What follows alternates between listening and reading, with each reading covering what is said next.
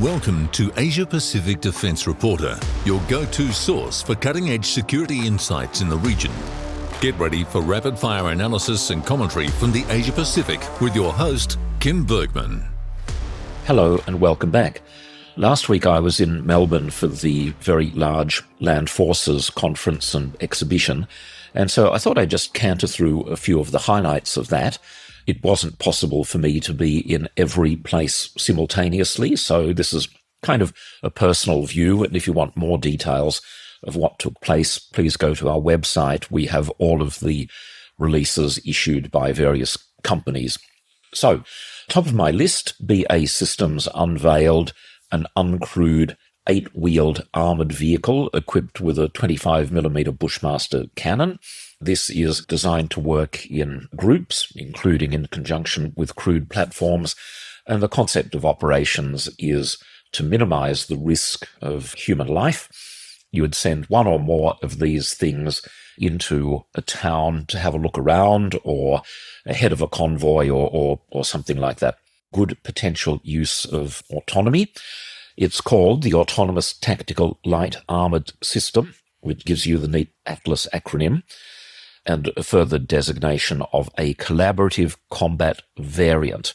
The company says it's a new, cost-effective, modular 8x8 UGV, has been designed and built leveraging BAE Systems' world-leading expertise in autonomous technology.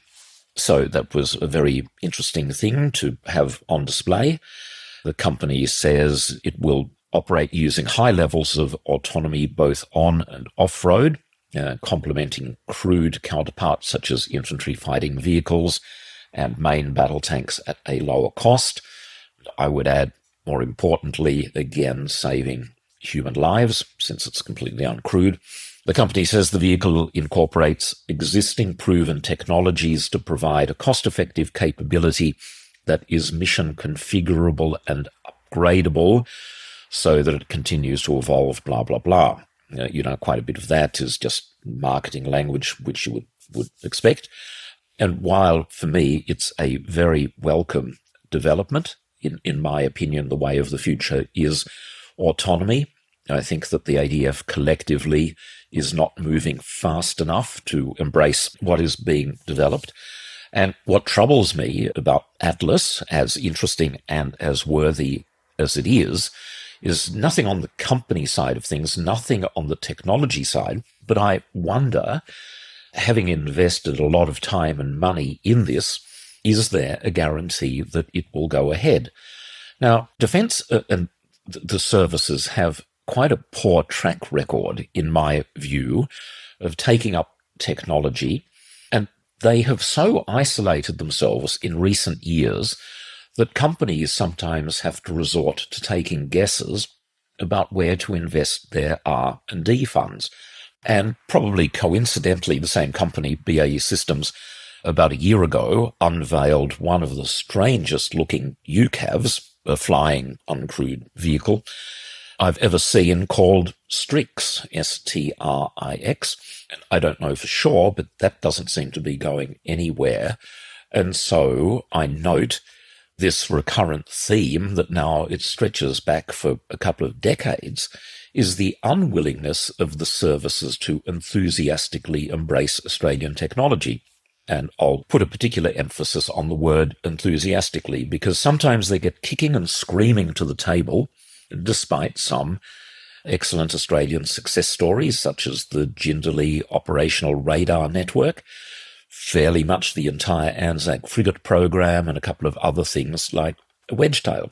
Nevertheless, despite all of that, it's still very difficult to overcome this natural wariness about things that have been done in Australia. So I wish BAE Systems all the best with what looks like a very valuable, important piece of technology. I hope that people in Army are really interested in it, and they do take it to the next level of trying to get it into production, or at least, testing it extensively in the field. But speaking of which, one of the technology demonstrators that I saw was from a small company, Speed 3D, They've merged the word speed with the number 3 and the letters D, so I'm assuming it's pronounced Speed 3D. They started life in Darwin, and they now have a factory in Melbourne. They specialize in in-field additive manufacturing. So I won't give people a description of additive manufacturing. It's a method where you build up componentry by typically spraying on layers of a metal. Something like titanium is common. A very thin layer, almost at the atomic level, one layer at a time, and you build up the component basically from nothing. Anyway, this little Australian company has been able to develop a production methodology which is small, transportable, and doesn't require a lot of power. So the equipment can go in pretty much a standard ISO container. You put it on the back of a truck, and as long as you've got a generator, you have the ability to manufacture fairly quickly metal components in the field in pretty short order. The practical applications of that are, if a tank or armoured vehicle damages part of its driveline, to get a new part out there from a warehouse in Melbourne or Sydney would take, who knows, a long time. But if you have this particular additive manufacturing facility somewhere in the rear area of operations, you can pretty much have it done overnight. The technology fills an important niche, and it's one of the very few items that the United States Navy can point to in the context of AUKUS when they are asked to name Australian companies they have bought stuff from. But for me, the standout contribution that this little Australian company has made has been delivering 13 systems, each one housed in an ISO container, to Ukraine to perform exactly this function of field repair that I've done my best to describe. The deal involved funding from the United States and from Australia, so good cooperative effort there. Apparently, these units are performing exceptionally well, and in the future, I'm hoping to be able to say a lot more about that because I'm in the process of researching it further. So that'll placeholder there. That's a good news Australian story. Now, the UK is also a user, but guess who isn't? Would any listener like to take a stab at that? So, if you said the Australian Army is not a user, you would be 100% correct. Because even though the company has participated in field demonstrations and has indeed made modifications to the system to suit the Army, they still haven't secured a single order. And you would think with our vast distances that this sort of capability, particularly as it's not very costly, would be an absolute no-brainer for the Australian Army, but apparently not. Now, there was also a flurry of announcements from Hanwha, the Korean company that I've referred to previously. And before going into the details, I'll just again, with my pro-South Korean bias, point out that Hanwha had the largest stand there at the show. In itself, that doesn't really mean anything, but, the symbolism was apparent. Hanwha is the largest single contractor by dollar value to the Australian Army, and that's as a consequence of self-propelled howitzers and infantry fighting vehicles that foresee 3,000. 2 South Korean companies have been shortlisted for that in the form of Hanwha Ocean and Hyundai Heavy Industries.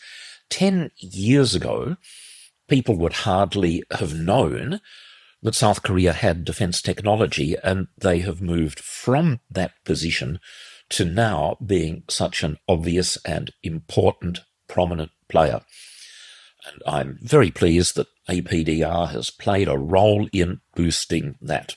And now to some of the Hanwha-specific announcements. The one that really caught my eye was with Sydney-based company Advanced Navigation.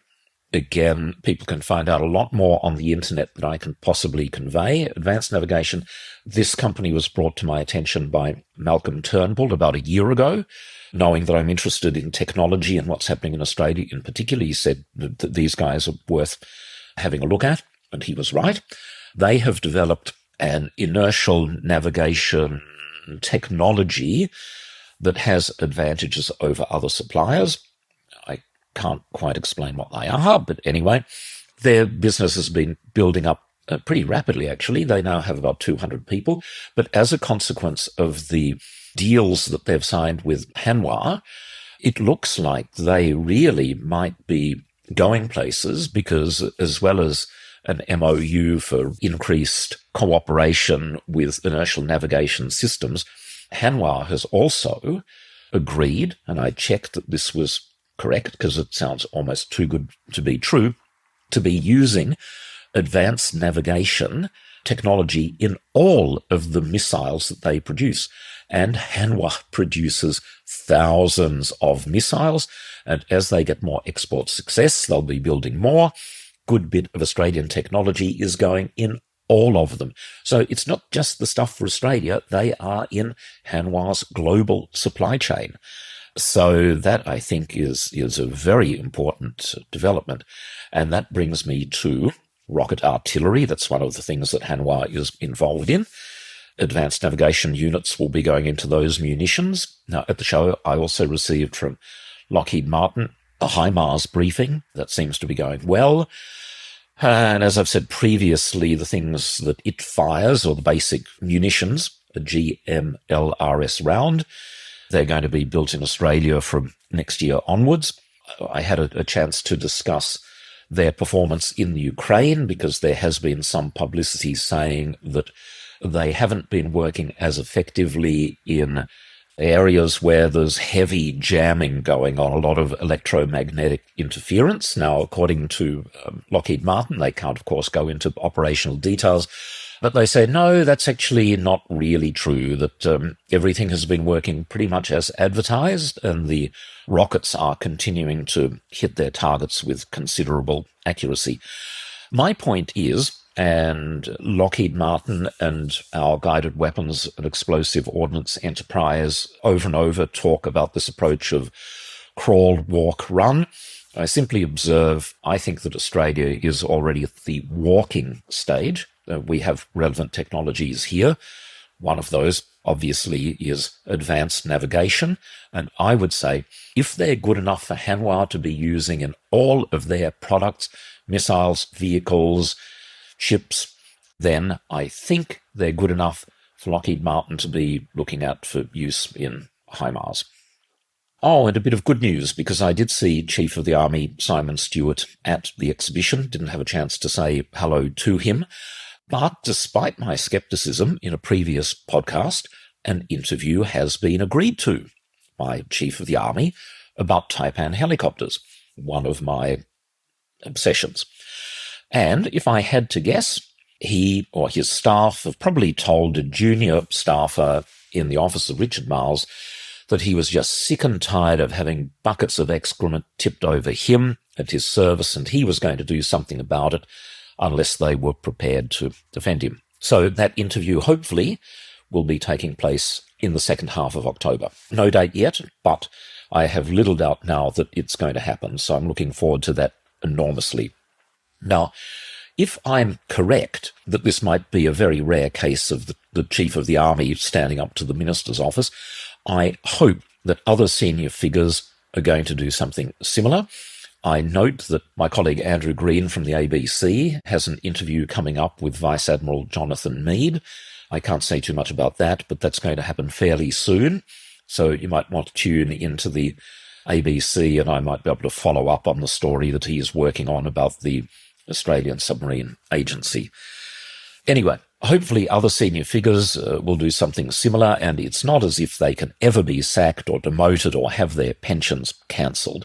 And I sometimes have the very unkind thought, how can these big, brave men and women protect Australia from Chinese, Russian, Iranian, and North Korean hordes if they lack the courage to tell a ministerial staffer to mind their own effing business and just let me get on and do my job?